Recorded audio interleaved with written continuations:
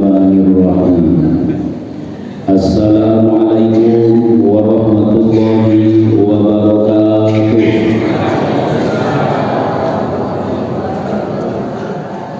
Alhamdulillahillazi ja'ala ramadana bisawmi litaqwa. Asyhadu an la ilaha illallah wahdahu la syarika lah. Wa asyhadu anna Muhammadan abduhu wa rasuluh. Allahumma shalli ala Muhammadin wa ala alihi wa sahbihi ajma'in, amma ba'du. Subhanaka la ilma lana illa ma 'allamtana innaka antal alimul hakim. La haula wa la quwwata illa billahil aliyyil azim.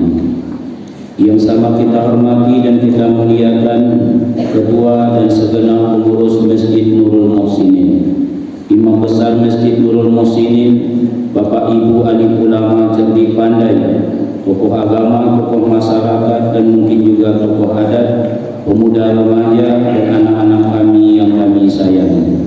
Yang jelas kecil si rama-rama, besar si jalan-jalan. Kecil tak disebut nama, besar tak dipanggil gelar. Mudah-mudahan seluruh kita yang berhadir di rumah Allah ini dimuliakan oleh Allah Subhanahu wa Ta'ala. Itulah yang dijanjikan Rasul dalam berbagai hadis beliau, man shalla subha fi jama'atin faka'annama shalla laila kullahu. Ikut kita sholat subuh secara berjamaah, pahalanya kata Rasul, keutamaannya seakan-akan sholat sepanjang malam. Man shalla subha fahuwa zimatillah. Ikut sholat subuh berjamaah, hidup orang itu dalam jaminan Allah. Man shalla bardaini dakhalal jannah. Ikut sholat subuh berdingin-dingin, Allah berjanji akan memasukkan orang itu ke dalam surga. Laisa sholata asqala 'alal munafiqina minal fajri wal isya'i. Tapi tidak ada sholat yang lebih berat yang dirasa oleh seseorang yang berbakat jadi orang munafik kecuali dua sholat. Pertama sholat subuh, kedua sholat isya. Maka sholat subuh dan sholat isya menghilangkan sifat kemunafikan. Sebab orang mukmin ini cenderung kepada orang munafik cenderung kepada orang kafir. Jangankan kita manusia biasa, Umar bin Khattab radhiyallahu anhu di dalam sebuah riwayat berjumpa dengan Ka'ab, Ubay bin Ka'ab radhiyallahu anhu. Dia berkata, "Ya Ubay, apakah engkau melihat pada tubuhku ini ada tanda-tanda orang munafik?" Tanya Umar kepada Ubay. Padahal Umar ini orang kedua yang dijamin Rasul masuk surga. Takut dia menjadi orang munafik. Sebab Allah katakan al-munafik fi darkil asfal minan nar. Orang munafik letaknya di kerak neraka. Ciri khasnya malas sholat subuh, malas sholat isya. Jadi subuh berjamaah ini menghilangkan sifat kemunafikan.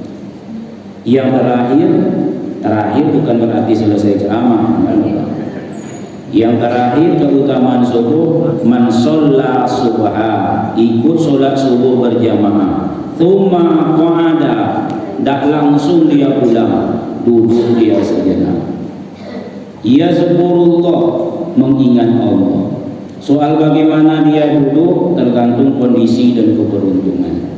Kondisi itu faktor usia dan penyakit. Kalau keberuntungan dapat dinding, contohnya jadi beruntung apa yang copet duduk dapat dinding.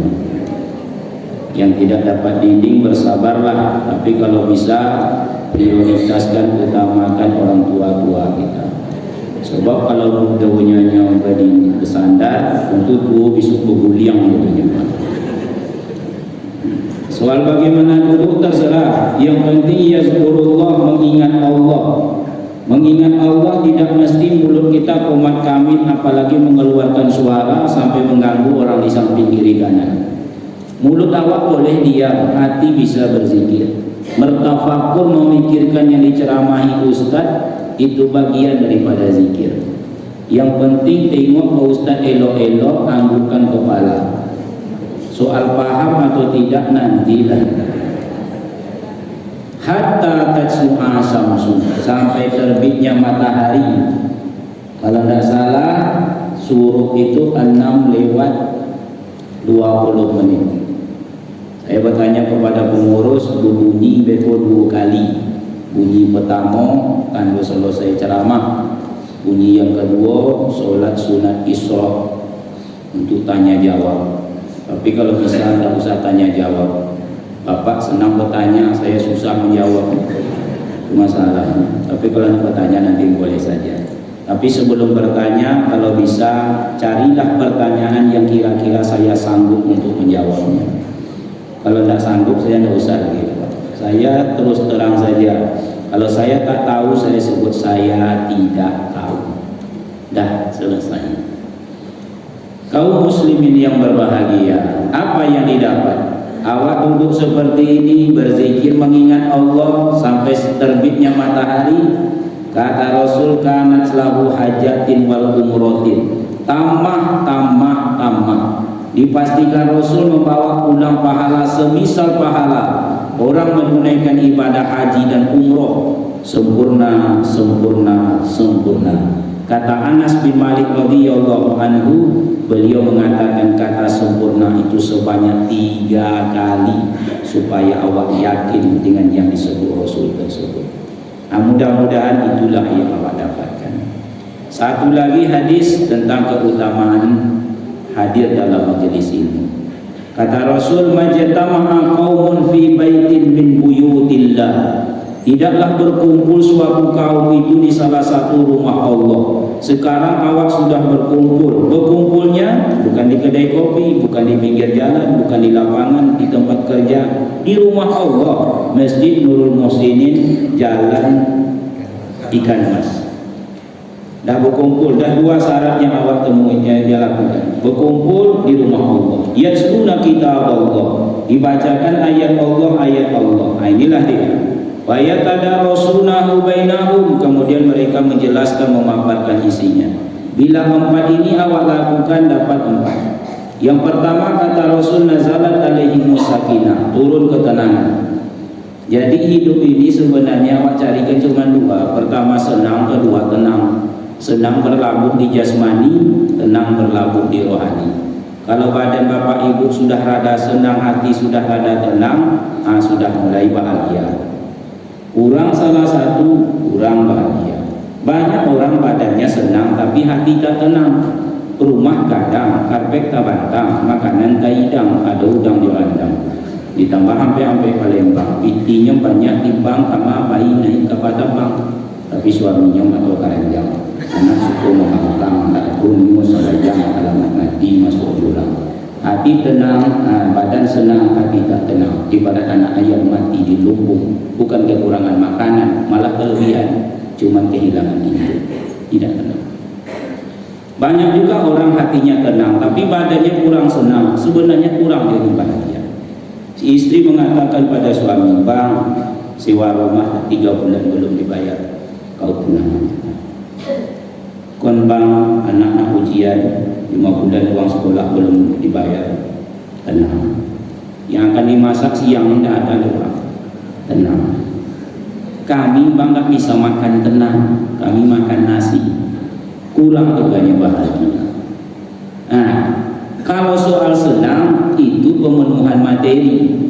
Senang, tenang, wallazi anzala sakinata fi qulubil mu'minin. Kalau soal tenang tak bisa ukuran materi.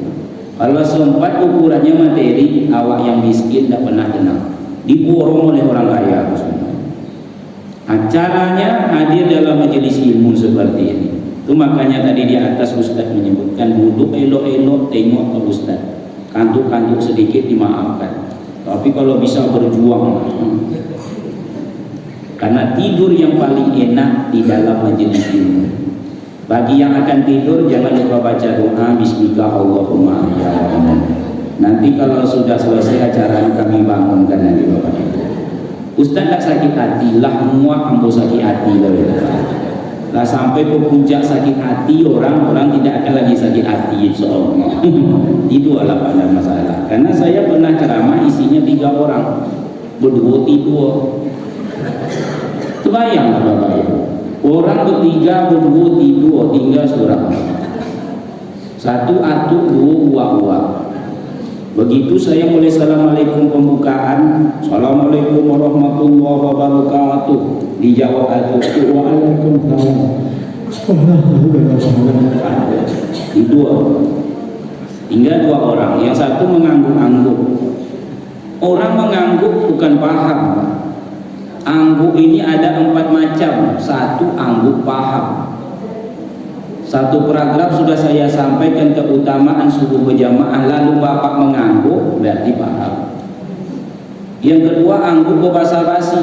Nampak kanan mengangguk, kiri mengangguk, awak tidak mengangguk. Orang yang seperti ini jangankan isi ceramah, judulnya pun tidak tahu. Apa isi ceramah subuh tadi, Bu? Ya masalah agama. Iyalah, awak sih pun tidak cerita sawit, cerita agama. Yang ketiga, angguk menahan kantuk. Nah, itulah ibu ini.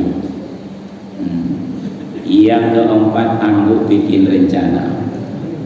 Apapun jenis angguk, jangan terkecoh dengan penampilan. Tinggallah seorang ibu-ibu lagi. Saya sungguh-sungguh menengok ibu itu sayang, ibu itu tak sungguh-sungguh menengok saya. Saya menengok dia, dia menengok ke pintu. Memang ada di tengoknya saya, Pak, sekali-kali, tapi tengoknya tengok masak. Kalau ambu peturik kan ambu cokit ibu sebenarnya. Namanya lah runci yang barawi pulau lah pendek berpotong bulu. Tapi apapun situasinya, nah inilah Bapak Ibu yang berbahagia, keutamaan subuh berjamaah, hadir dalam majelis ilmu, nazalat alaihimus sakinah wa ghasyiyatumur rahmah. Di Bapak Ibu ini sekarang sudah ditengok oleh Allah dengan pandangan penuh kasih sayang. Awak ini sedang divideokan dan besok diputar ulang. Wa hafat sumul malaika, tempat awak ini penuh dengan para malaikat. Cuman kalau tengok kanan, tengok kiri, ke depan, ke belakang tak nampak malaikat. Malaikat makhluk gaib. Seandainya ditampakkan, kita tidak dapat tempat nih. Ribuan malaikat hadir saat ini. Saling panggil memanggil. Mari kemari di Masjid Nur Musyidin Jalan Ikan Mas. Di situ ada majelis surga, majelis ilmu. Sayang sekali lah orang yang tak ada kegiatan di rumah lalu bergegas pulang ke rumah, meninggalkan taman surga. Oh, soal siapa yang menyampaikan, apa yang disampaikan, kita tak boleh memilah dan memilih. Karena sebaik-baik contoh adalah Rasul dan para sahabat. Perkataan sahabat mengalahkan perkataan para ulama. Unsur kata alimah qala wala tanzur man qala. Tengok saja apa yang disampaikannya, jangan tengok siapa yang menyampaikan. Kalau siapanya salah apa? Janganlah ikuti kebenaran karena orangnya, tapi ikutlah orang itu karena benarnya. Nah, kan beda ya. Jangan mengikut orang kebenaran karena orangnya, tapi ikutlah orang itu karena benarnya. Kadang-kadang kan ada sebahagian saudara kita, tapi tetap kita doakan selesai sholat, Allahumma ighfir lil muslimina wal muslimat. Dia memilih dan memilah dulu. Kalau tidak LC dengan MA, tidak mau dia dulu. Tidak levelnya mendengarkan SAG, sarjana agak gimana gitu. Manangguang. Setiap ditanya masalah selalu 2 perkara jawabnya. Sebahagian pendapat membolehkan, sebahagian tidak membolehkan. Jadi tidak ada yang pasti jawab. Jadi sebenarnya agak gimana gitu. Pokoknya duduk saja lah. Kaum muslimin yang berbahagia, wa zakarahumullah fiman indah, nama bapak ibu yang hadir sedang disebut-sebut oleh Allah. Bapak ibu rahimakumullah, Ramadan sudah berada di rumah kita. Rasul mengatakan, "Iza jaa Ramadana futihat abwaabul jannah." Bila datang bulan Ramadan, dibuka pintu surga. Artinya selama 11 bulan pintu surga tertutup. Jadi tidak mudah masuk pintu surga. Cuma sebulannya. 11 bulan tertutup rapi sebagaimana tertutupnya rumah pintu masjid awal. Kapan dibuka? Sewaktu datang Ramadan. Dibuka di sini menurut muhaddis, ahli hadis ada 2 penafsiran. Yang pertama betul-betul dibuka sebagaimana awak membuka pintu rumah awak.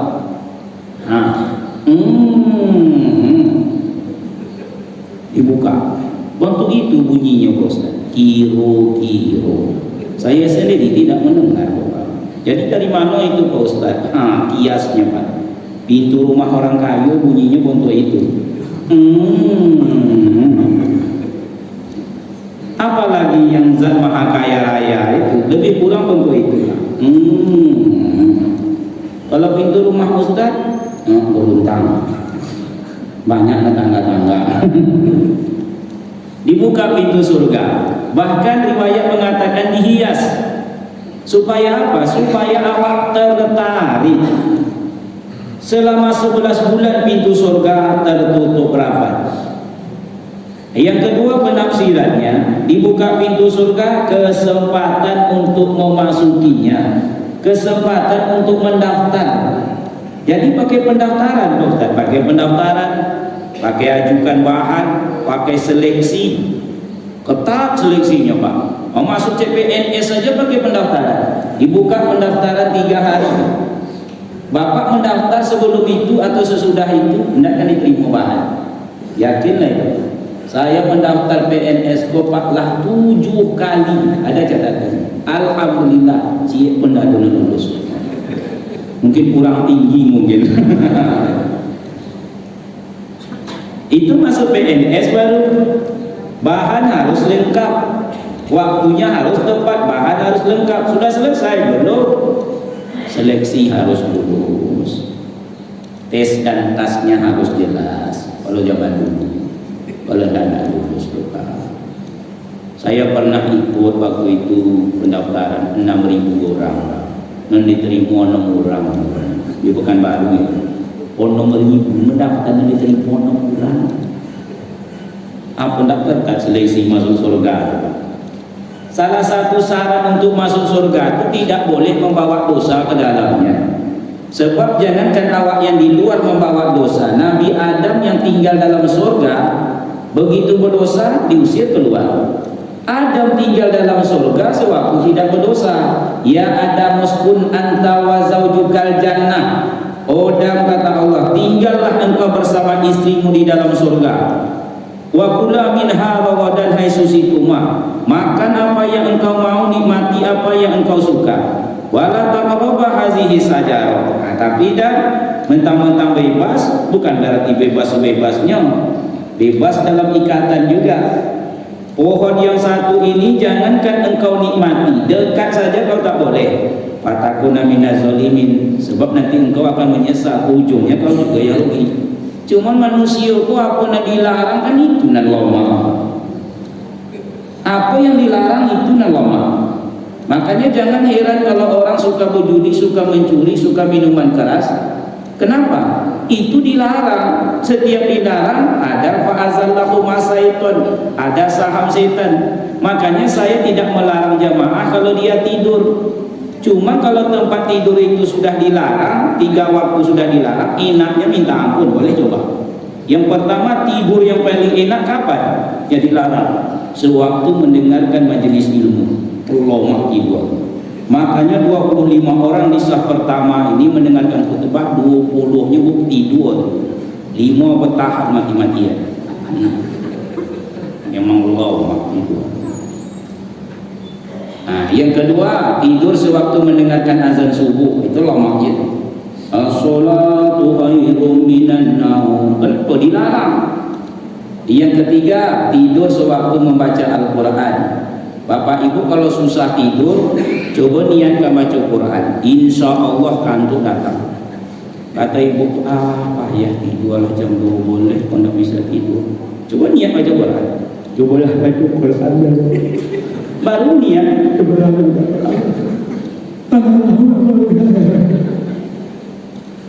Nah, Adam karena dilarang dimakannya buah kuldi. Kata Allah, kulna bitu min hajamina, keluar kau dari dalam surga. Satu cuma dosa Adam makan buah kuldi, keluar. Awak entah buah apa-apa kan awak makan, Pak. Anda akan diundang ke dalam, Bapak Ibu. Jadi seleksinya tinggi. 11 bulan ditutup. waktu dibuka kapan? Sekarang.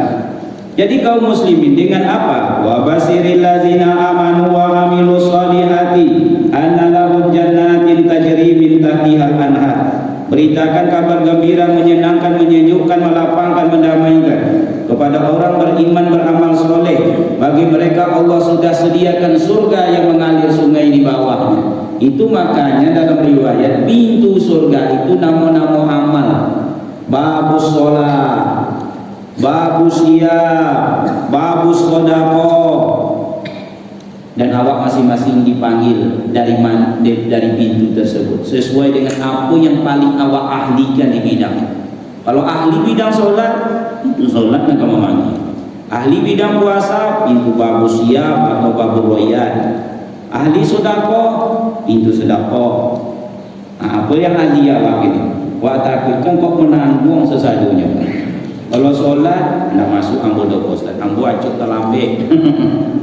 Sedekah, masih jauh dari pangkal api Pak Ustaz. Ambo sedekah ambo 2.000. Itu pun paling buruk benar. Tidak ketulang duit boleh ulah manjulau pun. Ini duit rancak itu kan malayam. Jadi buah pun apalah ya. Ya Rasulullah, kata Abu Bakar, ada tak orang yang dipanggil dari berbagai pintu? Babu siang memanggil, babu sholat memanggil, babu sedekah memanggil. Ada ya Abu Bakar. Dan mudah-mudahan engkaulah salah satu dari yang dipanggil itu. Dan Abu Bakar memang dijamin Rasul masuk surga. Rasul itu kan pernah bersabda kepada sahabat, hadis sahih riwayat Muslim. Kata Rasul, siapa di antara kalian yang hari ini berpuasa? Nah, Abu Bakar angkat tangan. Saya ya Rasulullah. Masuk dia satu. Siapa di antara kalian hari ini bersedekah? Abu Bakar angkat tangan. Saya Rasulullah. Siapa di antara kalian hari ini menengok orang sakit? Abu Bakar angkat tangan. Saya ya Rasulullah. Siapa di antara kalian yang hari ini ikut mengantar mayat ke kubur? Ngata Abu Bakar, saya ya Rasulullah. Nah, apa yang ditanya Rasul masalah amal, Abu Bakar angkat tangan. Kata Rasul, siapa yang melakukan 4 hal tersebut, Allah menjaminnya masuk ke dalam surga. Kaum muslimin kesempatan untuk mendaftar lewat amal soleh. Futihat abwabul jannah wa ghuliqat abwabun nar, kata Rasul. Datang bulan Ramadan ditutup pintu-pintu neraka. Maksud ditutupnya ini Pak Ustaz, ada 2 penafsiran. Yang pertama, betul-betul ditutup sebagaimana awak menutup pintu rumah awak di sore hari. Jadi salah satu sunnah di dalam ajaran agama kita yang mulia ini menutup pintu sewaktu sore. Doket-doket maghrib itu Pak, sunnah menutup pintu. Kata Rasul, tutuplah pintu kalian, tahanlah anak kalian. Jangan dibiarkan anak waktu maghrib keluar rumah. Kenapa demikian? Setan sedang berkeliaran di luar sana. Makanya orang tua dahulu, jangankan ayam, jangankan anak, ayam pun dikurungnya waktu sore. Ya enggak? Nah, kini awak mau ajak anak jalan sore-sore. Nah, kalau tak balik bulat namanya itu Pak. Ada bakso yang tak usah saya sebutkan, bukanya pas waktu doket maghrib. Bakso itu namanya kepala setan. Bakso inilah putih lah Pak. Bakso kepala setan, buka jam 6 sore. Oh, pas betul lah makan setan. Tapi tidak bertahan lama, dah tutup. Tidak boleh membuat nama usaha dengan nama-nama yang sudah direndahkan oleh Allah. Tidak boleh. Bakso kepala setan, dah jelas setan itu inna syaitan lakum aduwwum mubin. Wa angkat pula sebagai sebuah usaha. Angkat boleh. Ditutup. Cuman ditutup pintu neraka ini, dibuka pintu neraka, ditutup pintu neraka itu tidak sama dengan bunyi dibukanya pintu surga. Kalau pintu surga kan berdonyi tadi Pak. Mewah. Kalau pintu neraka Pak Ustaz, namanya dia pintu neraka. Tembok-tembok tinggi besar, kemudian hiasannya kepala-kepala setan, tentu bunyinya lain. Jangan kaget Bapak Ibu ya. Begitu ditutupnya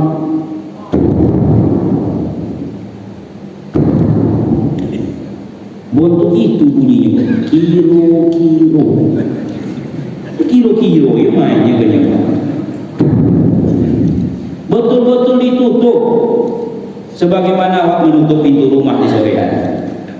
Yang kedua, penafsirannya kesempatan untuk menutup pintu-pintu kejahatan, pintu-pintu kemaksiatan, pintu-pintu kebiasaan buruk selama 11 bulan. Itulah penafsiran ahli hadis. Apa yang ditafsirkan benar dan mungkin benar. Tentu saja mereka berusaha untuk membenarkan penafsirannya. Yang ketiga, ini yang sangat penting. Wasufidat sayatin, kata Rasul. Datang bulan Ramadan, dibelenggu, dirantai, dipenjara, dikurung setan-setan. Yang dimaksud kurung di sini ada 3 penafsiran. Yang pertama, betul-betul dikurung sebagaimana awak mengurung hewan di sore hari. Betul-betul dimasukkan, dikurung seluruhnya. Mau induk ayam, bapak ayam, emak ayam, cicit ayam, seluruhnya dikurung. Betul-betul dikurung, seluruh setan dikurung. Yang kedua, pemimpin-pemimpinnya saja yang dikurung. Sebab kalau pemimpinnya dikurung, anak buahnya mengikut. Tentu Bapak Ibu pengalaman beternak kambing dan sapi di kampung dulu, Pak. Tidak perlu sesadunya awak tarik tali kambing. Ciek saja sudah, induknya saja ditarik, anaknya ngikut ke belakang. Tidak perlu 10 kambing, 10 tarik, tidak perlu. Rikit tangan awak, satu saja ditarik, yang lain itu. Artinya apa ini? Hanya pemimpin-pemimpin setan saja yang diikutkan, anak buahnya enggak. Sebab kalau pemimpinnya dipenjarakan, anak buahnya tidak bisa keluar. Kalau dia tingkat masyarakat, RW-nya saja yang dipenjarakan, RT-nya, warganya enggak, warganya ikut aja. Gotong royong atau RW gotong royong, indah gotong royong enggak, kan ikutnya Pak. Yang ketiga penafsirannya adalah hanya orang yang melayani Ramadan imanan wa ihtisaban, iman dan pengetahuan, yang bisa mengurung setannya. Yang tidak berpuasa, setannya tetap berkeliaran. Kaum muslimin, selama berapa lama setan itu berkeliaran menggoda orang mukmin? Selama 11 bulan. Maka wajarlah kaum muslimin yang berbahagia, banyak orang masuk neraka, sedikit yang masuk ke dalam surga.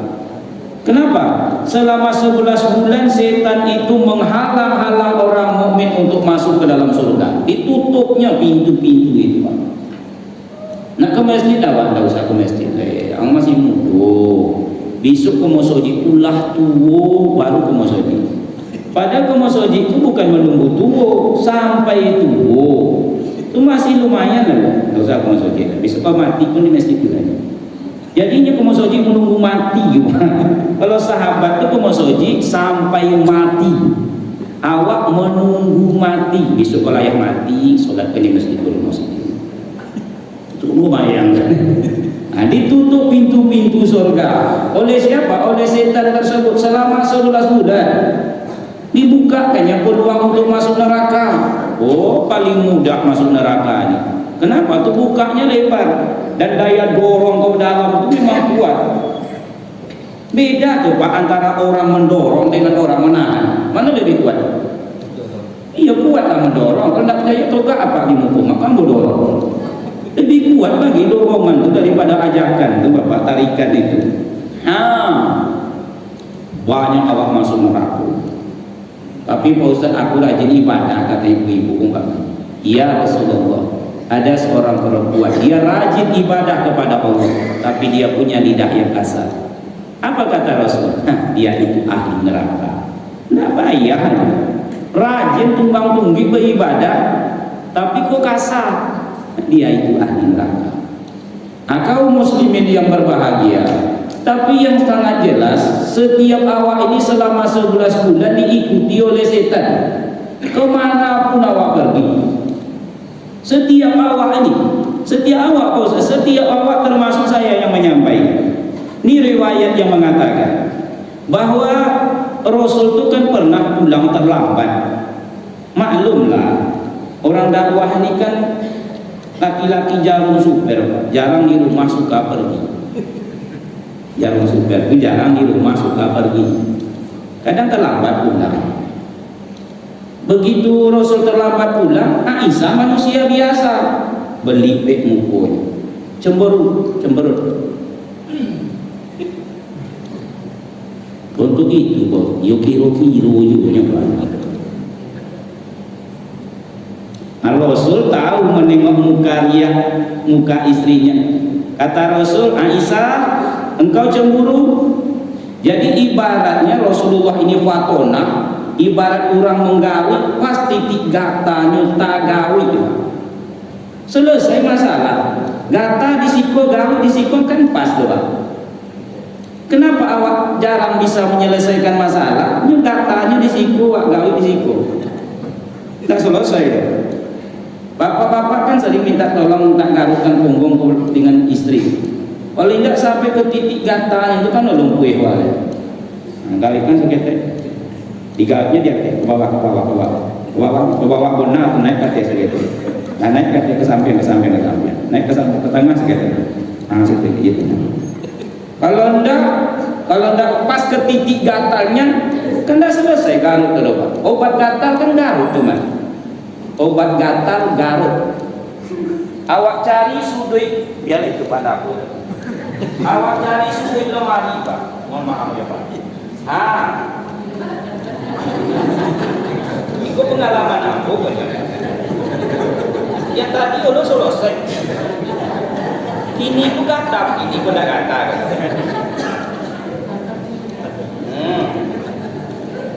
Dah betul pas, baru selesai.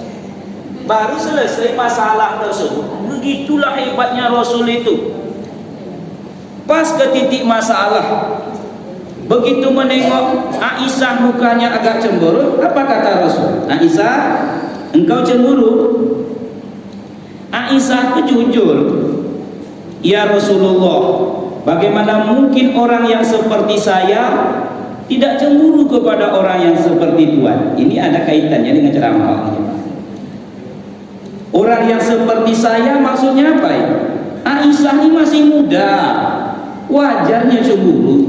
Jadi kalau bapak punya istri yang masih muda, cemburunya wajar.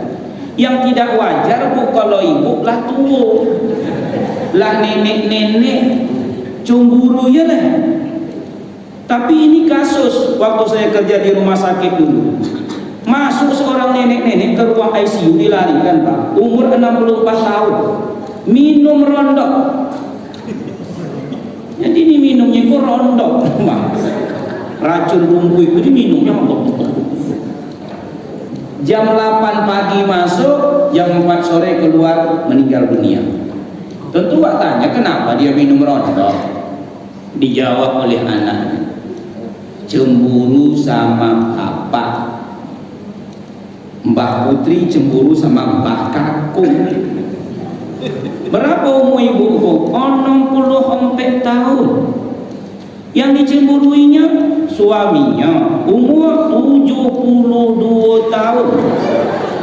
La ilaha illallah. Nah, itu pengaruh setan itu Pak. Kalau yang dicemburunya semudo Pak Imam kok wajar. Untuk ambo kok masih oke. Ikut 72 tahun kok jalan apanya nak dicemburu? Nggak mau tahu itu bagian untuk main matu dengan kakak juga tuh. Apanya nak diambil? Kalau tidak pengaruh setan apa lagi namanya? Aisyah masih muda, wajar dia mengatakan demikian. Bagaimana mungkin orang yang seperti saya tidak cemburu kepada orang yang seperti Tuhan? Seperti Tuhan maksudnya Rasulullah tuh wajar dicemburui karena beliau itu tampan rupawan. Jadi kalau lain ini cemburu sama awak, bersyukurlah. Artinya awak tuh masih dalam perhitungan ini oleh Pak. Yang bahayanya kalau bini ino pernah cemburu. Kalau ustad, alhamdulillah bini ino pernah cemburu. Apanya dengan dicemburu bentuk ambo kan. pendek, bule, hitam, kolek. Nak ulang-ulang, nak indah. Selamat, alhamdulillah, mati kesorahlah.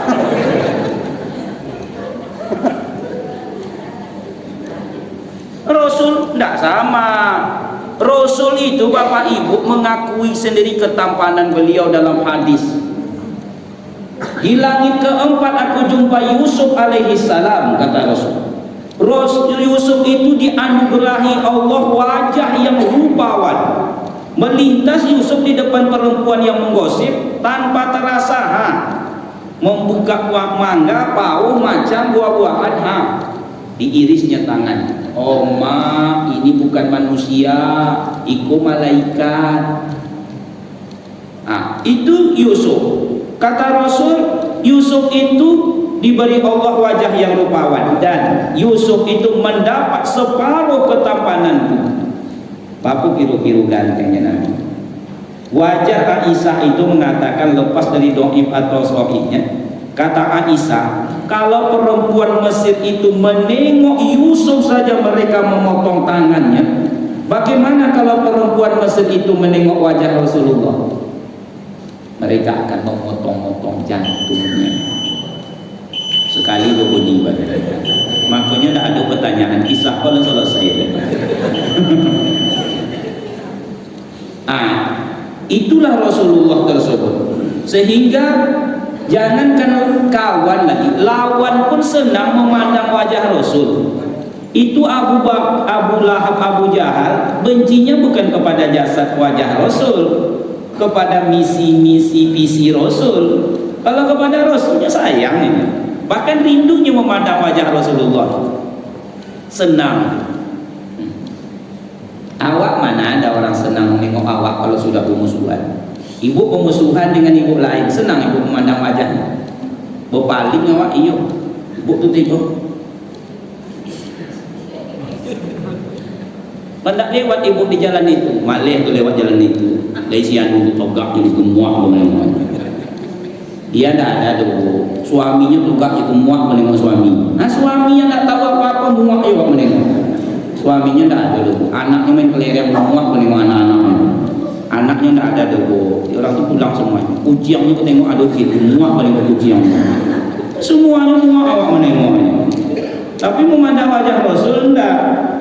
Sahabat mengatakan, suatu malam aku keluar rumah, waktu itu bulan sedang purnama.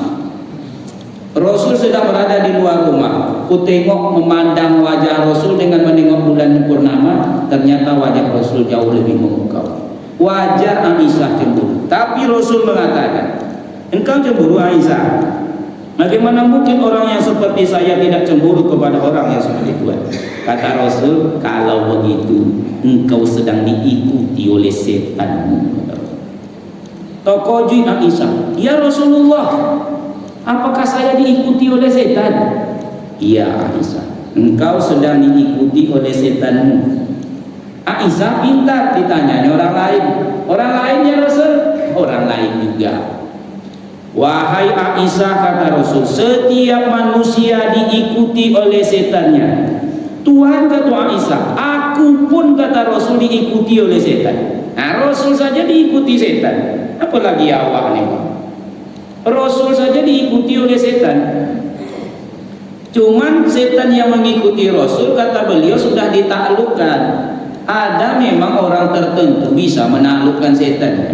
Seperti Umar ibnu Khattab. Iblis bertamu ke rumah Rasul. Bertanya Rasul, wahai Iblis, bagaimana pendapatmu tentang sahabatku Umar? Dijawab oleh Iblis, ya Rasulullah, kalau Umar melintas di sebuah lembah, saya tidak melintas di lembah itu. Takut Iblis sama Umar. Ya kalau lain duduk Umar mungkin di situ, tidak kan masuk Iblis man.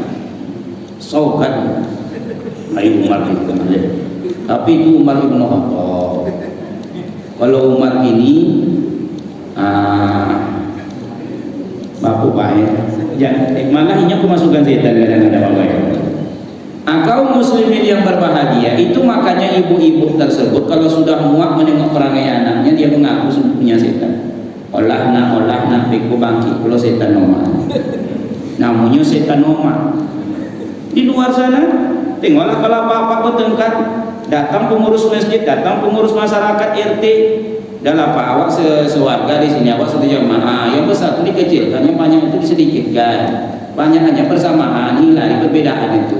Udah ada baik-baik aja. Enggak bisa tuh Pak Ustaz. Allah bangkit setan awak di buahnya.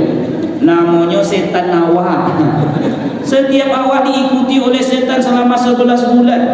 Berwudu Bapak di situ. Ada namanya setan walhan. Kata Rasul, berlindung kalian dari godaan setan walhan. Jadi kalau Bapak Ibu dan saya berwudu, ingat 2 godaan setan walhan. Yang pertama selama 11 bulan. Ini paham? Selama 11 bulan itu. Pertama godaan setan walhan, menyuruh awak cepat berwudu. Laju-laju. Jadi kalau ada Bapak Ibu tetap mentradisikan ini, hati-hatilah ya. Kan ada orang laju Pak, so copek kilik, apalagi kalau sudah dengar komat. Oh, mengkotupek bahasa Mandarin ini Pak. Hah? Nah, lain sunnahnya lah. Ngapain dikejar solat? Memang awak yang salah, kenapa terlambat? Jadi orang yang terlambat itu 2 kali lipat ruginya. Pertama terlambat solat, yang kedua wuduknya rugi yo. Dah joleh terlambat ciek aja salah awak, wuduknya tetap elok, ikut ndak. Begitu komat,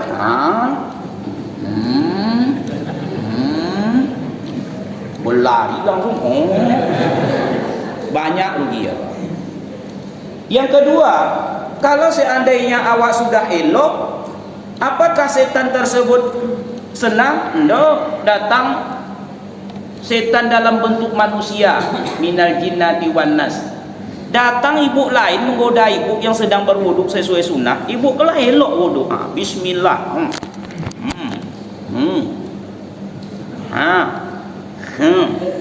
Lah elok.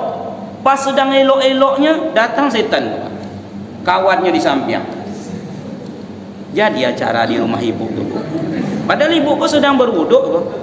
Ndak dijawabnya bini RW. Bukan RW di situ Pak. Yang ditanya bini RT. Masa bini RW bertanya ndak dijawab? Akhirnya terpaksa dijawab. Jadi ibu, bilo ndak selesai cik pertanyaan. Insya Allah hari Kamis kok. Jadi apa yang akan dimasak rencana membuat soto badendeng. Ini berapa orang yang akan diundang? Sekitar 50 orang. Itu kalau seperti itu jumpa besok Pak, tengoklah mukanya. Ikuti setan yang disobi Ustaz. Solat awak apa tidak dipengaruhi setan? Namanya setan hanzab. 7 senjata setan hanzab selama 11 bulan ini. Pertama, menyuruh awak berdiri, tidak semuanya Pak. Berdiri loyo. Jadi kalau ada bapak dan ibu togaknya loyo, mata 5 watt, badan bungkuk sabut, mengangkat tangan bantu orang sakit 3 bulan tak bertenaga, tak berselera. Allah.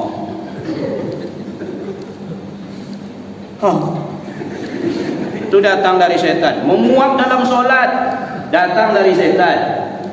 Menguap dalam solat itu kata Rasul datangnya dari setan. Maka tahanlah. Tidak bisa ditahan, tutup dengan mulut. Jangan keluarkan suara ha. Itulah ketawa setan. Kalau orang menguap besok, itu golak setan. Gatal-gatal, tak boleh digarut. Kalau sekedar boleh, yang tak boleh dipeturutkan.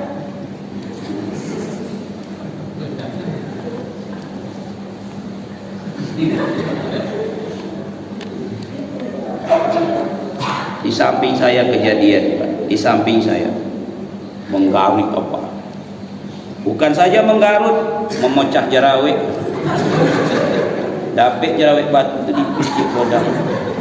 Bukan langsung dibuang, ditengok kan dulu ke muka. Akhirnya tertengok sama ambo. Batuk-batuk yang disengaja, kan ada yang kadang batuk-batuk dibuat. Itu datang dari setan. Mencari barang hilang. Datang seseorang kepada Imam Abu Hanifah, "Tuan, barangku hilang. Gimana cara menemukannya?" Kata ulama besar ini, "Bawa sholat." Lalu dia pun solat. Allahu Akbar. Besok dia jumpai imam. Tak dapat lah tuan. Kata Imam Mahdifah senyum. Saya sangat yakin setan takkan membiarkan engkau khusyuk di dalam solat. Jadi salah satunya adalah mencari barang hilang. Itu senjata setan dalam solat. Nak percaya boleh coba besok. Bapak kan solat Allahu Akbar. Tu pegang tak? Jam tangan di mana rasanya ya? Tadi pergi ke masjid Nurul Muslimin bawa. Mana? Oh ya Allah, loket WC rupanya.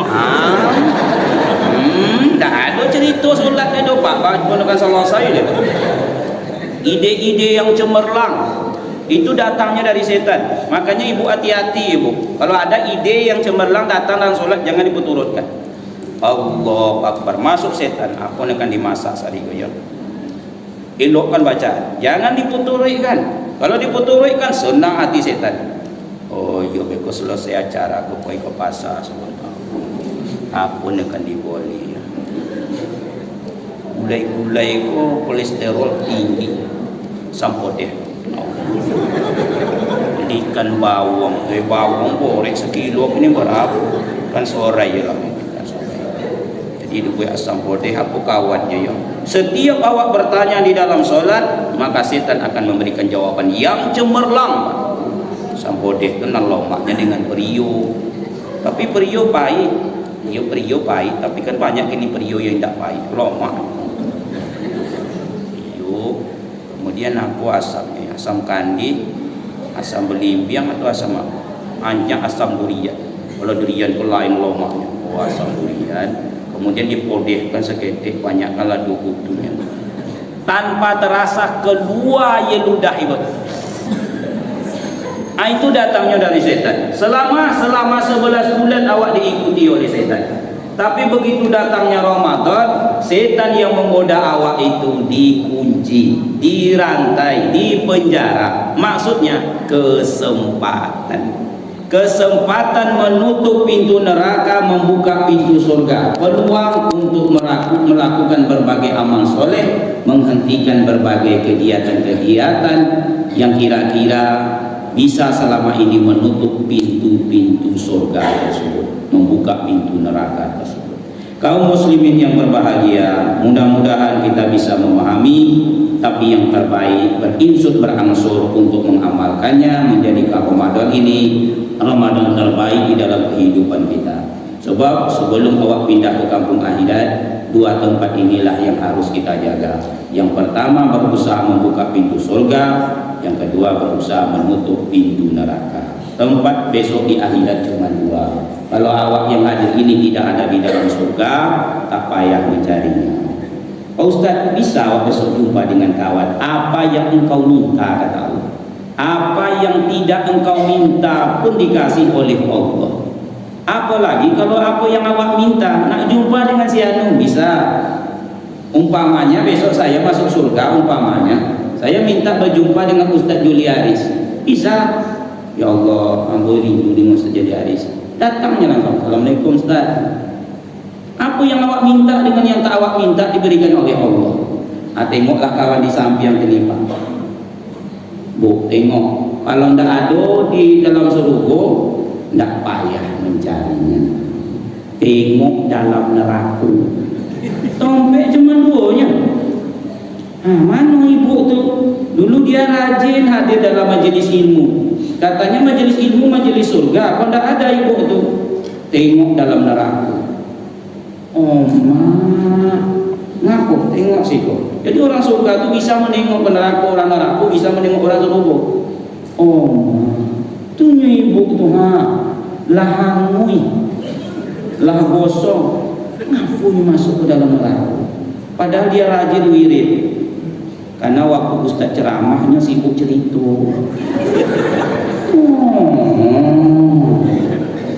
Setiap Ustaz ceramahnya cerita toleh. Akhirnya ditandai oleh malaikat. Awas sibuk ya. Tapi apa yang surang itu?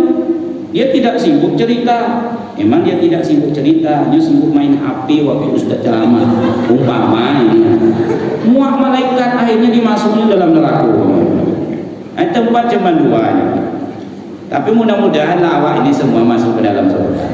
Kalau seandainya bapak dan ibu tidak menengok saya dalam surga, tidak menengok Ustaz Juliaris, tidak menengok imam awak di dalam surga, tidak menengok ketua dan pengurus, tidak menengok RW dan RT di dalam surga, jangan cepat-cepat menengok ke neraka. Tengok surga yang lebih tinggi. Mana tahu kami di atas kan begitu. Tapi sekali lagi lah harapan awak, kebahagiaan seorang mukmin itu bukan tak kala dia sendiri dimasukkan ke dalam surga, tapi juga dia mengajak kawan-kawannya untuk bersama-sama masuk surga. Sendiri pun tak enak, percayalah. Sendiri enak tak masuk surga? Tak enak, tak ada kawan. Adam saja sudah mengalami. Adam sendiri tak enak, dia minta kawan sesuai dengan kehendak Adam. Hawa punya bangun dan punya kawan. Batu Adam memang sesuai betul kehendak Allah. Jadi di dalam surga itu begitulah besok. Nah Bapak Ibu yang berbahagia, mudah-mudahan ada manfaat, lebih dan kurang mohon maaf dari tadi yang bertunggu nak juga bunyi-bunyi. Kesempurnaan hanya milik Allah Subhanahu wa taala, kekurangan kejanggalan berlabuh pada diri manusia.